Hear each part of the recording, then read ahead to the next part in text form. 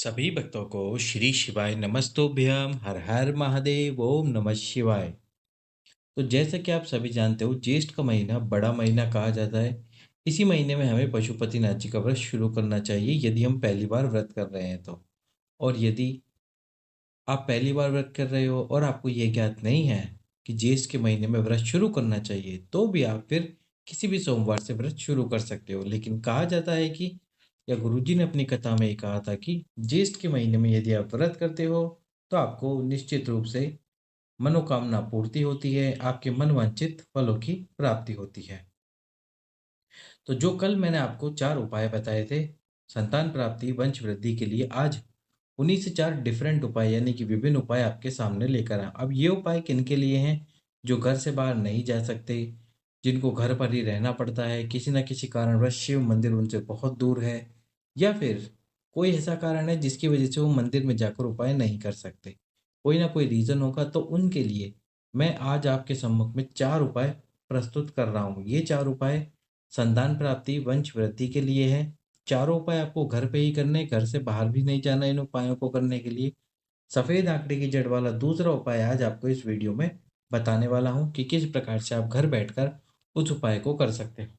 वो उपाय भी मैंने आपको करके दिखाया है जब महाशिवरात्रि मार्च के महीने में थी। तो महाशिवरात्रि से जस्ट 5 दिन पहले वो उपाय मैंने करके दिखाया है। घर पर ही किस प्रकार से आप उपाय कर सकते हो। यदि आपको देखना है तो आप हमारे वीडियोस में, चैनल के वीडियोस में जाकर देख सकते हैं। वहाँ पर आपको वो उपाय मिल जाएगा, सफ़ेद आंकड़े की जड़ वाला दूसरा उपाय जो मैं आज आपको बताने वाला हूँ। तो ये उपाय किस प्रकार है? ये उपाय भी दो तरह के लिए है, दो तरह की माताओं के लिए। एक वो जिनका रजस्वला धर्म आता है, एक वो जिनका रजस्वला धर्म बिल्कुल बंद है।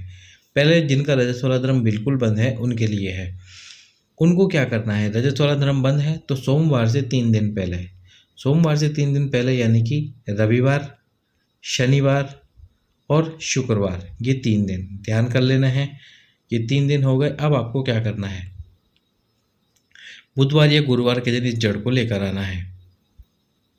अब इस जड़ को लेकर आकर सबसे पहले अच्छे से धो के रख लीजिए अपने पास में। अब आपके घर में जो भी शिव मंदिर, आपके घर में जो भी शिवलिंग हो, गुरुवार के दिन आपको क्या करना है?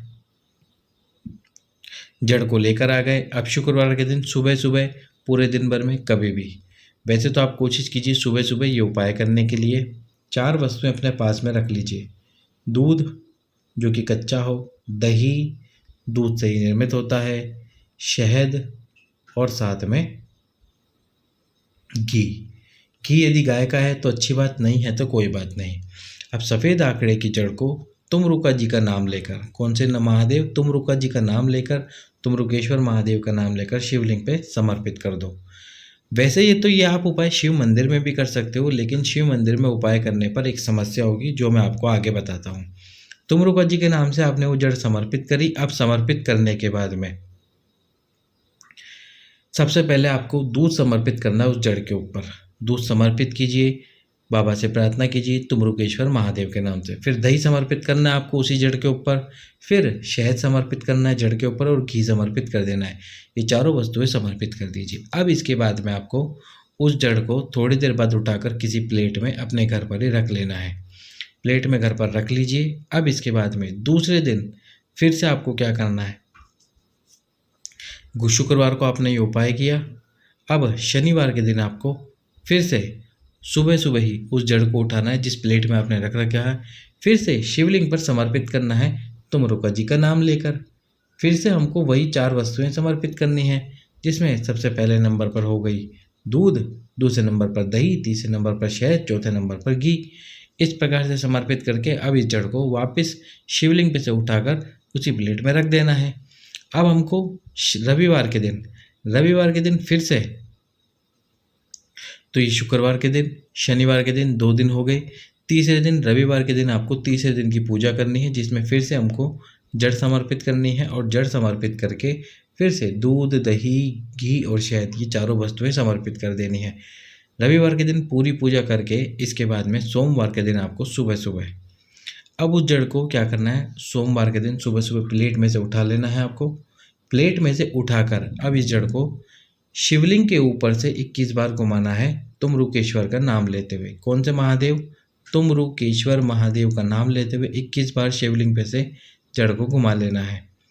घुमाने के बाद में उस जड़ को वहीं शिव जी के सम्मुख में बैठकर आपको या खड़े रहकर, जैसे भी आप करना चाहते हैं, बैठकर या खड़े रहकर जड़ को शिवलिंग के सम्मुख में ही लाल धागे में, और यदि आपके पास में लाल कपड़ा है तो उसमें लपेट लीजिए, लाल कपड़ा नहीं है तो केवल लाल धागे से अपनी कमर में बांध लीजिए जिन माताओं बहनों का रजस्वला धर्म बंद है। इस प्रकार से उनको ये उपाय करना है। इसमें यदि आप चाहते हैं पीपल के पत्ते वाला उपाय करना तो ज़रूर कर सकते हैं। घर के ही शिवलिंग पे पीपल का पत्ता समर्पित करके उस पीपल के पत्ते को गाय के दूध में उबालकर दूध पी सकते हैं।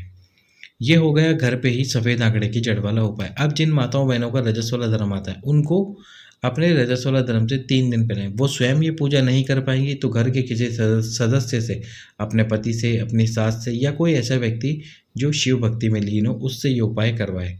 3 दिन तक इसी प्रकार से करना है, और जब आप बिल्कुल ठीक हो जाए यानी कि रजस्वला समाप्त हो जाए और आप शिव पूजा कर सकते हैं, उस दिन आपको इस जड़ को अपनी कमर में घर के अंदर ही बांधना है। 3 दिन की पूजा इसके पहले करनी है। जैसे मान लो 7 दिन आपका रजस्वला होता है तो आपको 6वें दिन, 5वें दिन और चौथे दिन, ये 3 दिन पूजा करनी है। और 3 दिन पूजा करने के बाद जब 6वें दिन की पूजा समाप्त होगी, 7वें दिन आप स्वयं 21 बार उस जड़ को घुमाकर अपनी कमर में बांध लीजिए। बाबा आपकी गोद अवश्य ही भरेगा इस ज्येष्ठ के महीने में। दूसरा उपाय जो हम आपको बताने वाले हैं, जो घर पे ही किया जाने वाला है, शाम के समय जब आप शिव आरती करते हो, शिव जी की आरती उतारते होंगे आप, कपूर से उतारते हो या दीपक से उतारते हो। यदि कपूर से उतारते हो तो उसमें दीप जलाना भी शुरू कर दीजिए। एक दीप के अंदर बाती लगाकर भगवान शंकर की आरती उतारिए। अब जैसे आपने भगवान शंकर की आरती उतारी, शिव जी की आरती करी, आरती करने के बाद में हम सभी का नियम है और सभी की आदत में भी कि हम उस दीपक को शिव जी के सम्मुख में रख देते हैं, लेकिन आपको ये कार्य नहीं करना। इस दीपक को आपको लेके जाना है, आपके पितरों के स्थान पर रखना है, घर में ही, जहाँ पे आपके पितरों का स्थान है, जहाँ पलिंडा है, जहाँ मटका है, वहाँ पर आपको इस दीपक को रख देना है।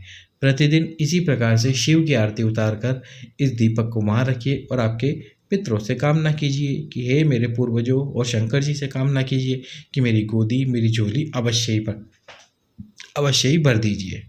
तो ये हो गया हमारे इस वीडियो का दूसरा उपाय। यदि अभी तक आपने वीडियो को लाइक नहीं किया है, चैनल को सब्सक्राइब नहीं किया है, तो चैनल को सब्सक्राइब कर दीजिए, वीडियो को शेयर कर दीजिए और वीडियो को लाइक भी कर दीजिए। तीसरा जो उपाय है वो क्या है?